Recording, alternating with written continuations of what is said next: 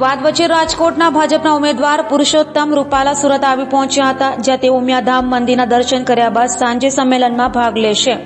રાજકોટ લોકસભા બેઠકના ભાજપના ઉમેદવાર કેન્દ્રીય મંત્રી પુરુષોત્તમ રૂપાલા સામે હાલ ક્ષત્રિયો મેદાને આવી ગયા છે, ત્યારે રૂપાલા હાલ પાટીદારોના શરણે આવી ગયા છે। રૂપાલા સુરતના પ્રવાસે આવ્યા હતા, જ્યાં ઉમિયાધામ મંદિરમાં દર્શન કર્યા બાદ બાદા માતાજીના આશીર્વાદ સાથે ભોજન લીધું હતું અને ત્યારબાદ રૂપાલાએ સુરતમાં પાટીદાર સમાજના અગ્રણીઓનો સંપર્ક કર્યો હતો। તો સાંજે ગોપીનગામ ખાતે યોજાનાર પાટીદાર સમાજના સંમેલનમાં રૂપાલા ભાગ લઈ પાટીદારોને રીઝવવાનો પ્રયાસ કરશે। આજે સુરત ખાતે સમગ્ર રાજકોટ લોકસભા મત વિસ્તારમાંથી અલગ અલગ ગામના લોકો જે અહીંયા સ્થાયી થયા હોય એવા દરેક જ્ઞાતિ દરેક સમાજના લોકોને મળવા માટેનો આદરણીય રાજકોટ લોકસભાના ઉમેદવાર રૂપાલા સાહેબનો આજનો કાર્યક્રમ રાખવામાં આવેલો છે। સંપૂર્ણ દિવસ દરમિયાન દરેક તાલુકાના અલગ અલગ આગેવાનોના ઘરે ચા પાણીનો કાર્યક્રમ રાખ્યો છે। અત્યારે મા ઉમૈયાજીના દર્શન કરી અને સાંજે 6 વાગે ગોપીન ફાર્મમાં રાજકોટ લોકસભાના 7 જેટલી વિધાનસભામાં આવતા ગામોમાંથી વસતા સૌ સમાજના આગેવાનોને સાંજે મળવાનો કાર્યક્રમ રાખ્યો છે, ગોષ્ઠી રાખી છે।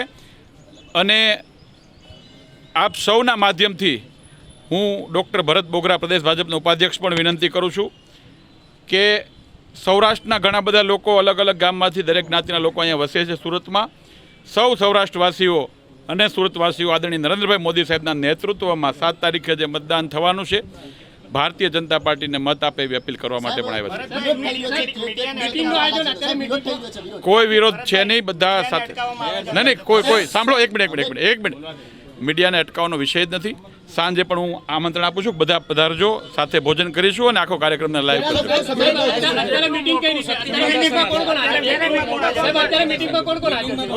સાંજનું મારા તરફથી પાર્ટીના ઉપાધ્યક્ષ તરીકે આપને અત્યારે કોઈ સાંભળો એક મિનિટ, અત્યારે કોઈ મિટિંગ જ નથી। બધા લોકોને દરેક જ્ઞાતિના, કોઈ એક સમાજના નથી, દરેક જ્ઞાતિના લોકોને સાંભળો।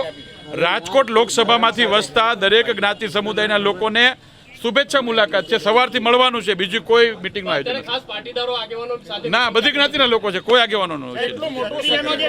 શક્તિ પ્રદર્શન છે જ નહીં, બધાને મળવા માટેનો કાર્યક્રમ છે।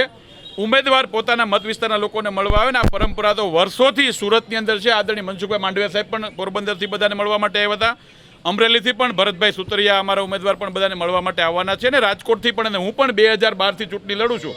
દરેક ચૂંટણી વખતે સુરતમાં વસતા લોકોને મળવા માટે અમે આવીએ છીએ ને અમારી આગેવાનોની પરંપરા હોય છે ને અમે મળીને સુરતમાં વસતા લોકોને સમગ્ર ગુજરાતમાં જ્યાં એમનું મત હોય ત્યાં એમના સાથે જોડાયેલા લોકોને મત આપવાની અપીલ કરતા હોય છે ને આ તો વર્ષોની પરંપરા છે।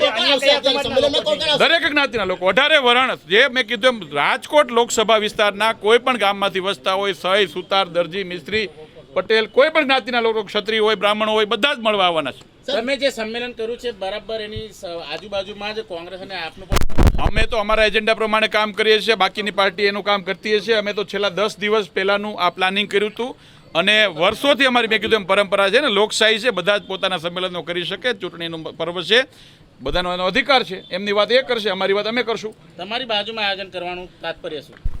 મેં કીધું એમ દરેક વ્યક્તિ એને જ પૂછવું જોઈએ તમારે। અમે તો નરેન્દ્રભાઈ મોદી સાહેબના નેતૃત્વમાં જે રીતે દેશ પ્રગતિ કરી રહ્યો છે, નરેન્દ્રભાઈને મજબૂત કરવા માટે સમગ્ર સૌરાષ્ટ્રવાસીઓ જે રીતે થનગને છે એની અપીલ કરવા માટે આવ્યા છે। આભાર।